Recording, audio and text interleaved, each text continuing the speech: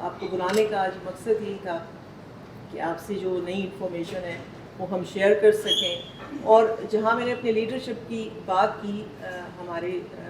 دونوں پریزیڈنٹ صاحب بھی, ہمارے چیئرمین صاحب بھی, اور آف کورس ہمارے پرائم منسٹر صاحب کی بھی یہی خواہش ہے کہ یہ پروگرام جو ہے یہ اس میں ٹرانسپیرنسی ہو,